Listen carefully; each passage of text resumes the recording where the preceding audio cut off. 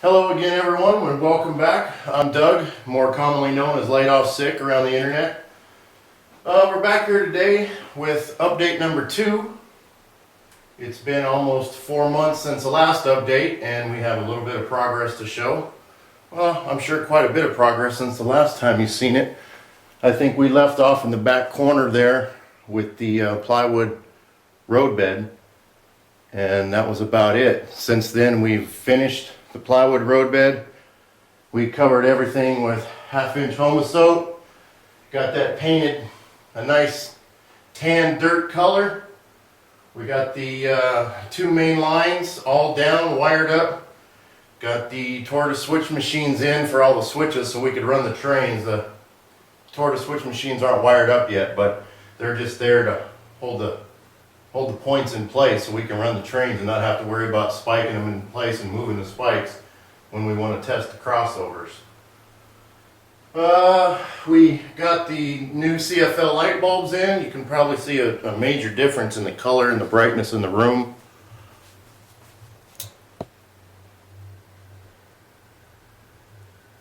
It's a lot more clear, a lot brighter.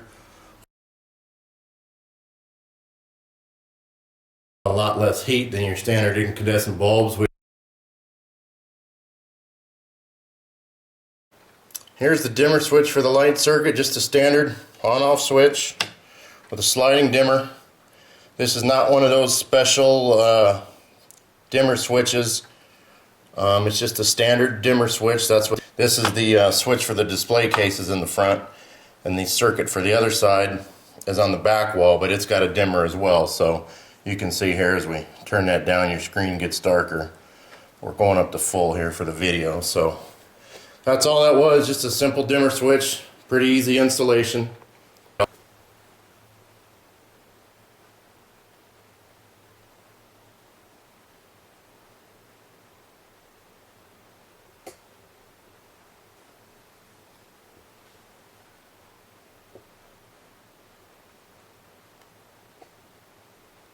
We still have a few more bulbs to put in, but we ran out of cans, so we had to order some more light cans. Hopefully we'll get those here pretty soon and get the rest of the lights in, because you can see in the tracks we got a couple bare spots, but they'll be adjusted once we get more of this engine service area done over here, because that's really not in other than the turntable. We finally got the hole cut for that and put in. I'll show you that here in a few minutes.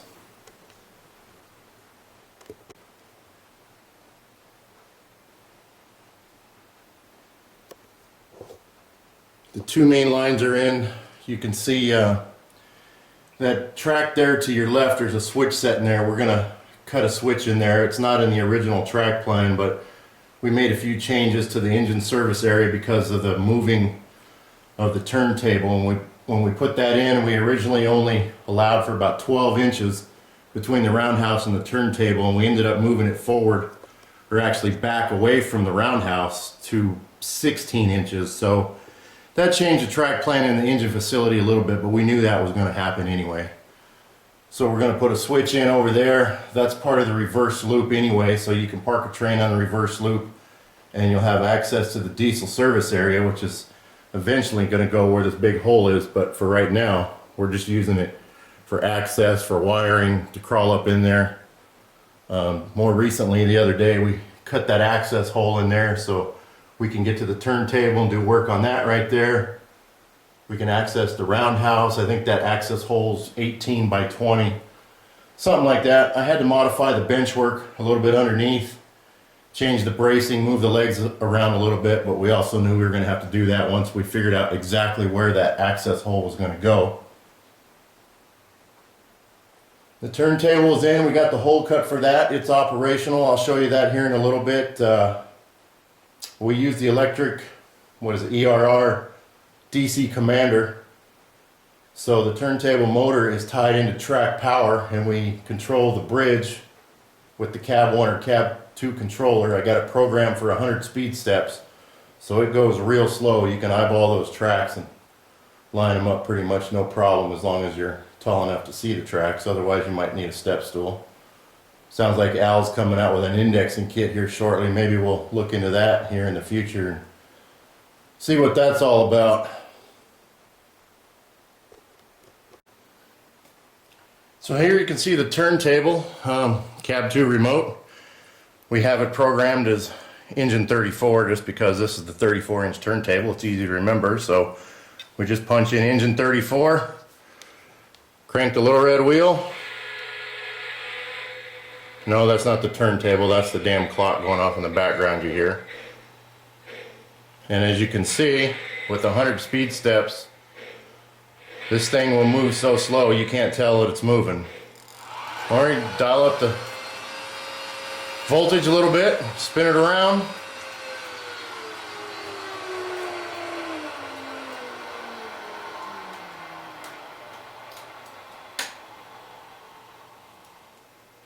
Change directions, hit the direction button, spin it the other way. It was pretty simple. I think the DC Commander was 65 bucks or something. I bought it from Boxcar Bill on the OGR forum. Sent it to us real quick, easy to hook up. You tie it into track power. The DC output connects to the DC motor on the turntable itself. The instructions in there tell you how to program it to 100 speed steps. I tried it with the normal setting, I forget the speed steps, but it wasn't as fine a control as 100, so we have much better control at 100 speed steps with it this way. I think it'll work out just fine. I don't really think we'll need the indexing kit. We might do it in the future just for fun, just to have it, because I like electronic stuff and mess around with wiring, that kind of stuff. So we'll see how it goes, but I think this will be okay. We still don't have the inbound and outbound track in to the turntable yet. We have the switch in, but we haven't put the tracks. It'll probably go somewhere in this position, and you'll enter the pit from this side over here, and next to the blue light, the blue lantern there, you can see on the left is the switch coming into the turntable. So we'll probably have the track coming there. There will also be another access pit or hole up here on top of the bench. You can see where the sawdust is. We were drilling some holes from underneath to find out exactly where our bracing is underneath and where we have room to put the access hole, so we have access to both sides of the roundhouse, so it's easier to get to, easier to work on.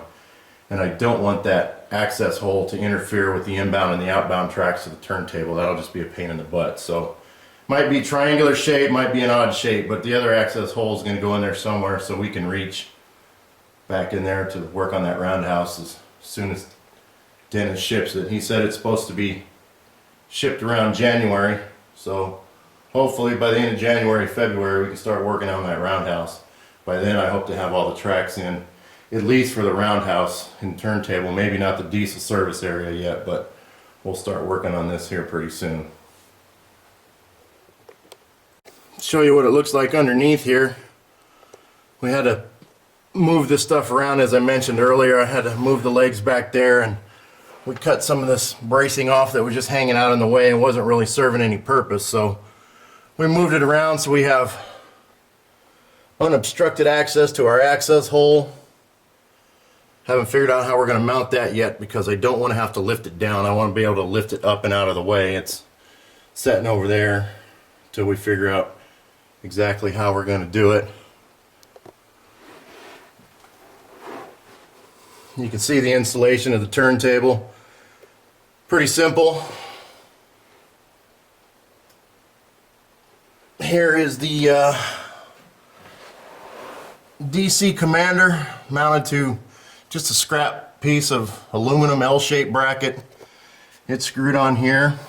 This is just the antenna that hangs down from the Commander itself.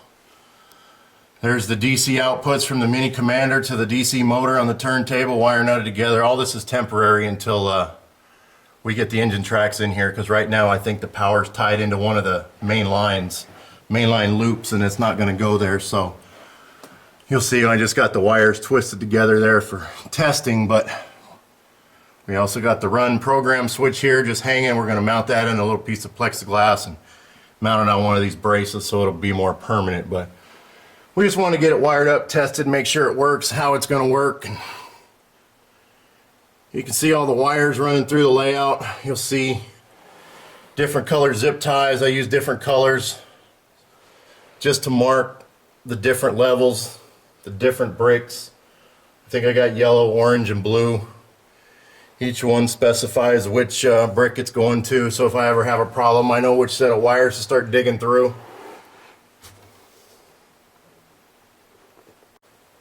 Speaking of wires, I've cleaned this area up a bit since the last time you saw it.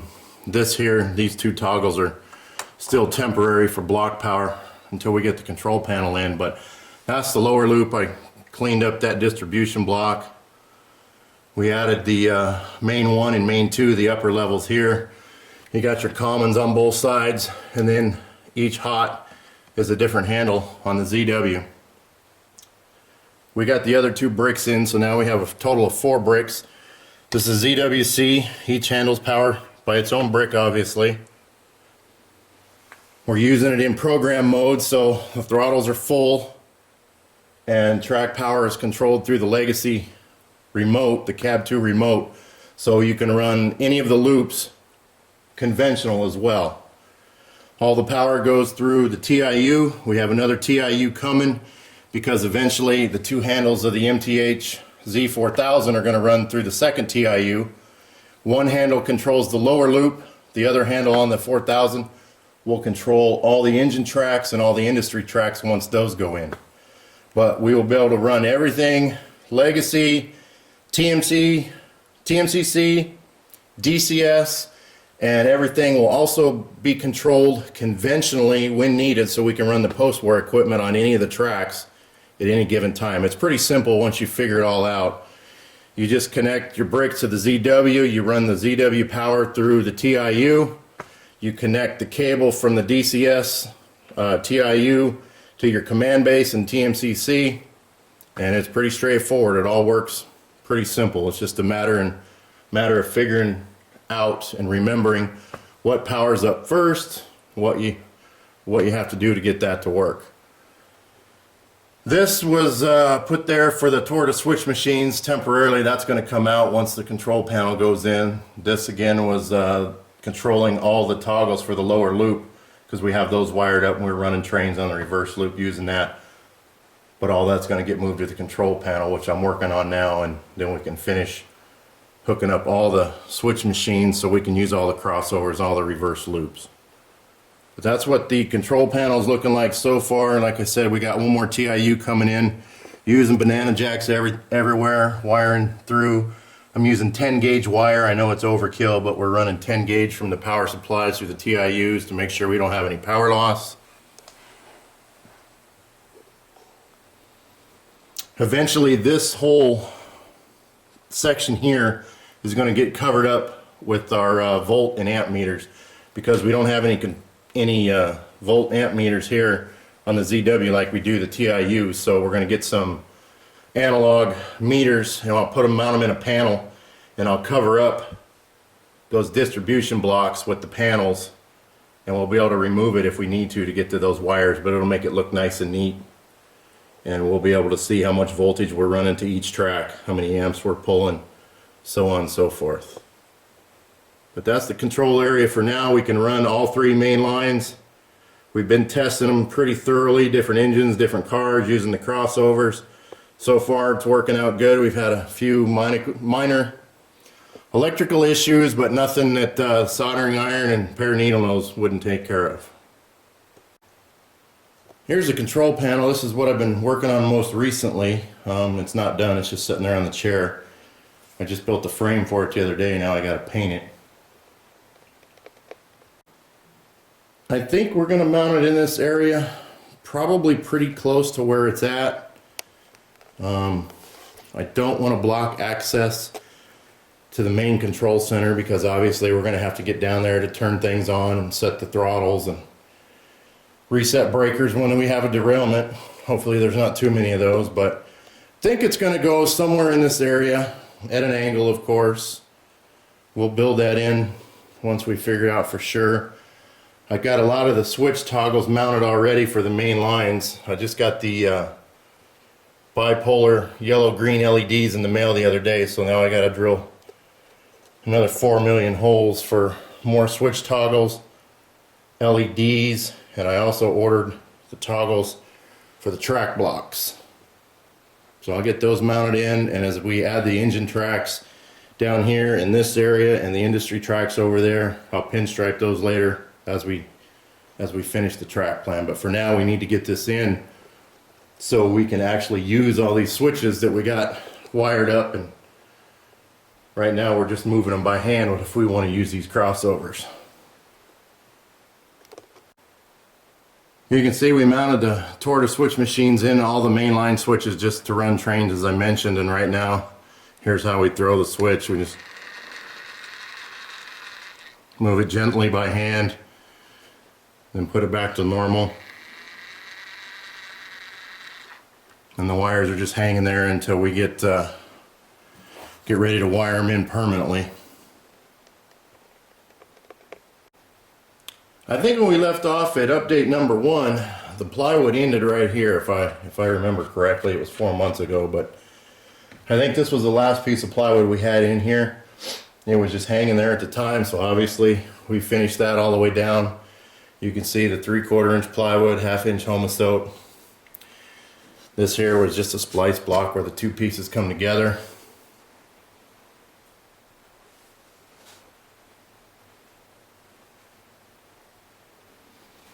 This back curve, I think I said, was 2.5, 2.8, something like that. It's not too steep. We've been testing it out. We got the big boy on here pulling 10 passenger cars right now. Well, there was 10. But it pulls the grade. That side over there is a little bit steeper. It's like 2.3, 2.5, but it pulls the 10 passenger cars no problem. Each main line is divided into 2 separate power districts. Thus the 4 handles on the ZW and the 4 bricks. We got a left side and a right side. Each has its own brick, so you know, if we're running 2 trains on the same loop, we got maximum power at all times. We haven't had any trouble with power loss, pulling the grade, lighted passenger cars, smoke units. None of that's been an issue so far.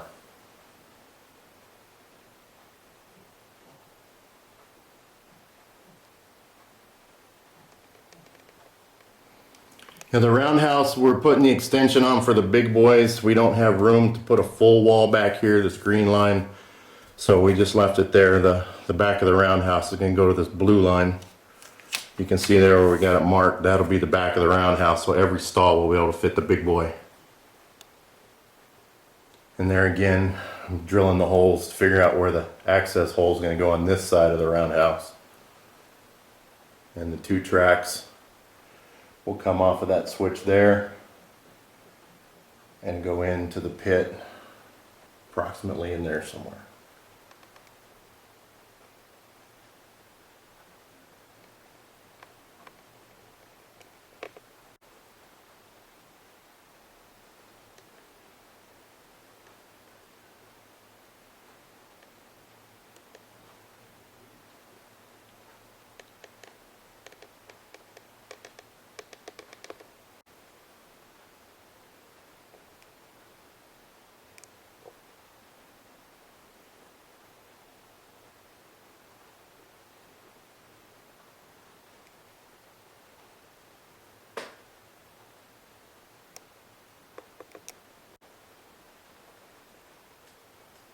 Got a switch going to nowhere here right now. Eventually that's going to go into the center section over here where we'll have a few industries.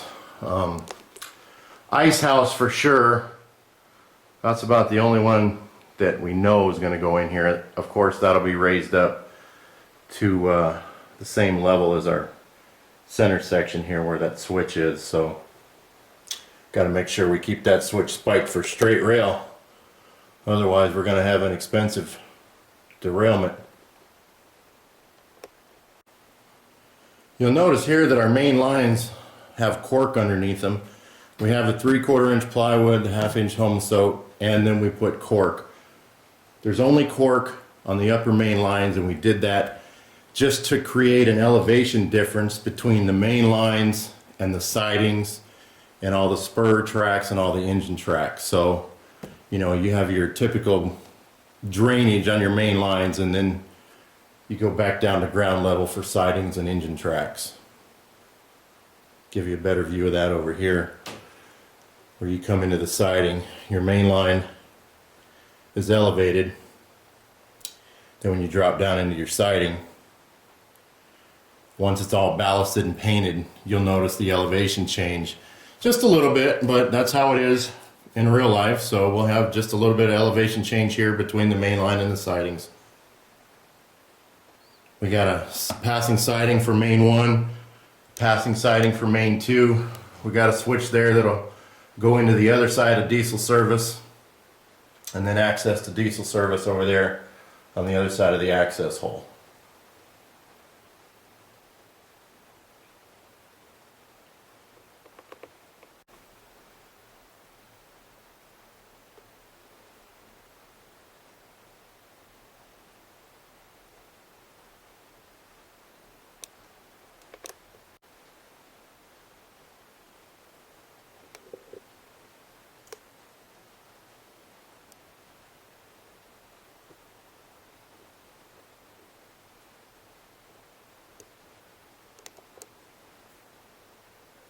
There you can see the grade track that gets from the lower loop up to the other 2 loops. It goes around back there. It comes up top, ends up being a reverse loop, and also the lead to the engine tracks back there. Then we'll follow that upper loop around, coming up to the center there. You can see it over here better. Comes up and ties into the reverse loop in the back here.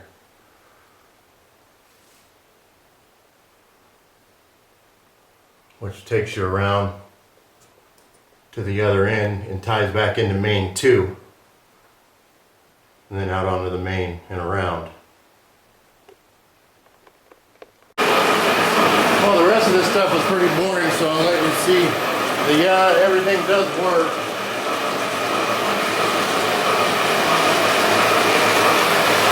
Lower loop is running conventional.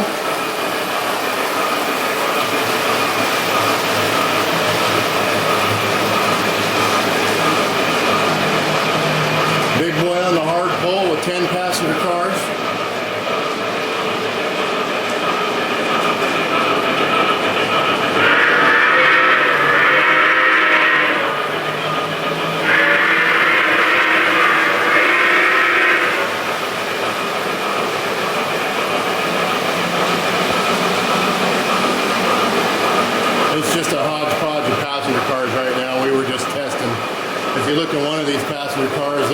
Chicks come unglued. She's got her butt in the air. I don't know if she's trying to moon somebody or what, but we're gonna have to fix that, I guess.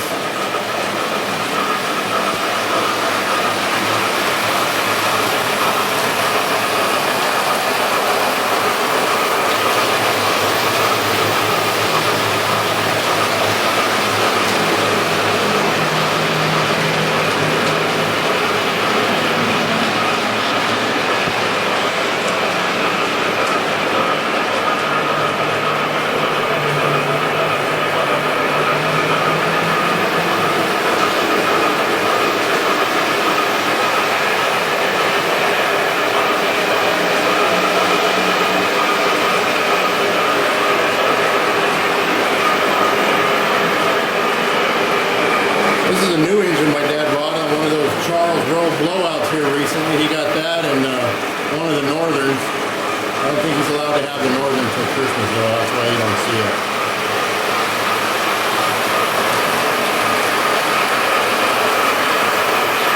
We can't do anything fun with these 2 upper main lines yet. We don't have the reverse loops wired in, and the crossovers are just static right now because of the tortoise switch machines and the control panel.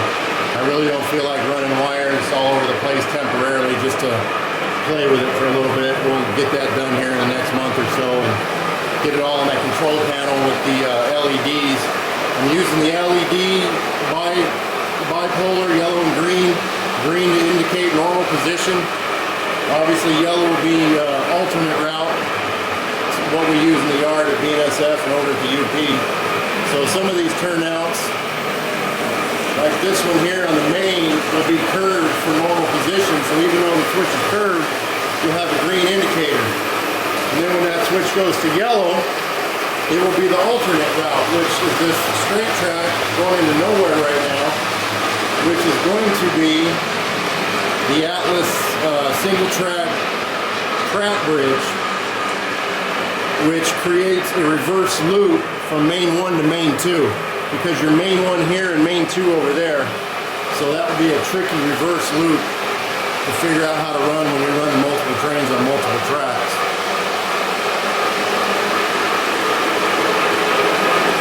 But yeah, it's kind of boring, but I just wanted you to see that it all does run, the main lines work.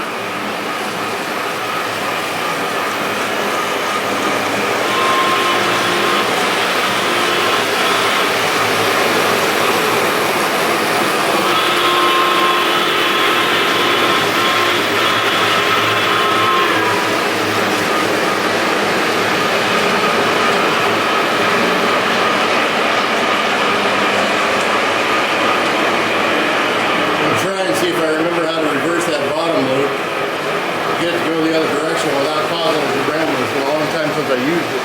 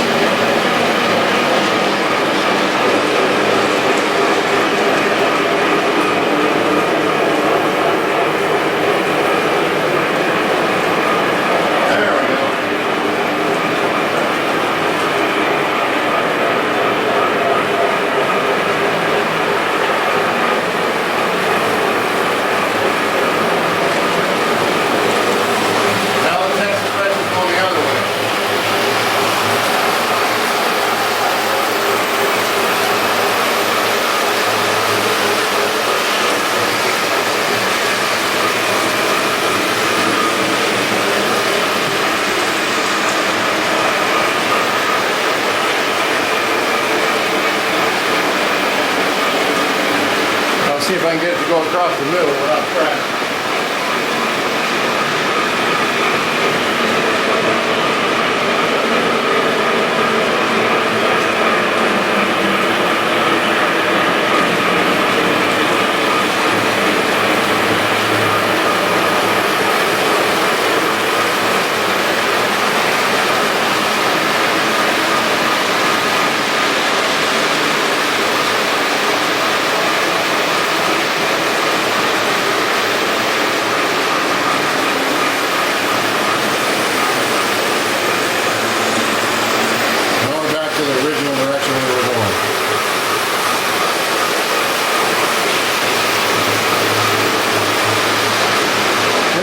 Scoot right up that hill with 10 cars.